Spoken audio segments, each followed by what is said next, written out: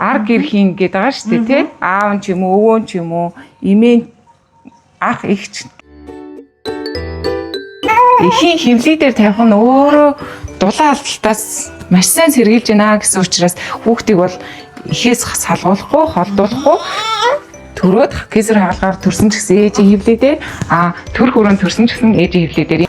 Тэгээд ерөөс ээжээс салгахгүй тусламж үйлчлэгийг үзүүлэхийг бол шаардж байгаа юм байлээ. Ер нь тэр нь бол судалгааны үр дүнд ч гэсэн маш их хүүхдийн ээжийн сэтгэл санаа, хүүхдийн эмчилгээний ор хоног зөөрөхөд нөлөөлсөн тийм олон судалгааны ажлууд бас гарсан байлээ.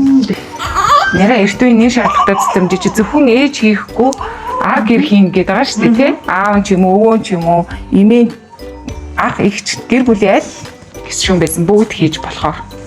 Тийм учраас хүүхд дулаан алдалтаас сэргийлэх хамгийн шилдэг арга бол эмч их асаргааны арга буюу нэрээ эрт үеийн нэр шаардлагатай цэцлэмж бол маш гоё байдаг.